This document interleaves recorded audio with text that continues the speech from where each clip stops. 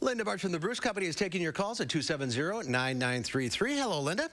Hi, Mark. Got lots of calls for you, so let's start with Jan from Arlington. Hi, Jan. Hello. Hi, what's your question? I have a rhododendron, and it is, I brought it home. It had a lot of blooms on it, and now the flowers are all done. There is some new green coming up. Do I cut it off, or? Well, it depends on if the flowers are that unattractive, you can pull them off. Since it's newly planted, I would suggest that you not prune any of that new growth that's coming off.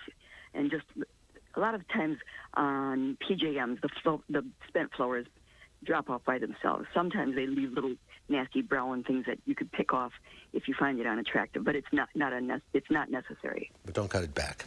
No, Okay. do not cut it back. All right. This fall, do I cut it back? No, do not cut it back this first season. It needs all of that foliage to regenerate new roots. All right, my kind of plant. You plant it and leave it. All right, thank you. Let's go to Kevin in Albany. Hi, Kevin.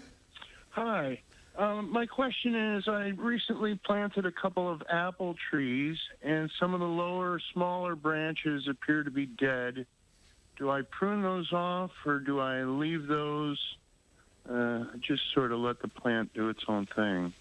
No, anything that's dead on a tree, you might as well prune it and get it out of the way, because if it's a young tree, it's going to develop some new branches and things, and you don't want that in the way. If you start to get growth and then you prune, sometimes you accidentally damage those new shoots that are coming. So that tree is still developing its crown, and we want to encourage a series of branches that surround the entire inner trunk. But any dead should be removed. Okay.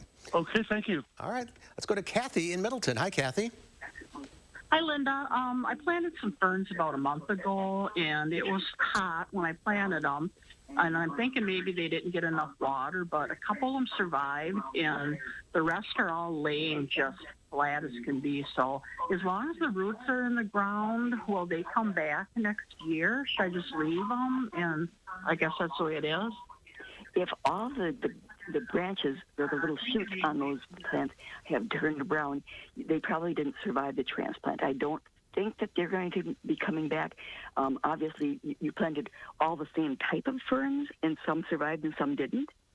She's gone. Oh, she's gone. Okay. If they're all the same type and some of them are brown, I don't expect them to regenerate. But the other ones, I mean, if they were to throw some new shoots, sometimes that would mean that they would survive next year. But transplanting and then letting them get too dry, ferns are a little touchy sometimes. All right. Let's go to Dorothy in Montello. Hi, Dorothy. Hi. My question is, when can I transplant peonies and hydrangeas? Okay. Peonies, it would be best to transplant in the fall, because then the growth doesn't flop over. And one of the things that's important with peony is when you transplant them, probably September is a real good time. End of August maybe would be the earliest. You don't want to plant them too deep. They have these little growing points called pips, and you want just a teeny bit of that exposed. That's the proper planting depth. And the roots are real coarse and like big old woody carrots. So you don't plant that too deep, because otherwise they rot. Hydrangeas, I would say it depends on what kind of hydrangea, but if it's Annabelle, they are not touchy. I would just do that at the same time, because if you transplant them now, they're going to be difficult so they don't flop over. Woody hydrangea, I would say that you could do that spring or fall. It doesn't make any difference. Okay. All right, let's go to Joanne in Wanakee. Hi, Joanne. Hi. I was wondering, I've got a lot of green moss stuff that's growing on the ground, both in the garden, along the garage, and out in the front, and the flower beds and different places, under the trees. How do you get rid of the green moss? Moss is an indication of lack of sunlight a lot of times. Yes. Not always, but it's moisture. It's definitely related to moisture. And it typically, it's not a problem. So I think that there is a chemical that you can apply to moss, but I'm not a huge advocate, because I tend to like to minimize how many chemicals I apply to. Right.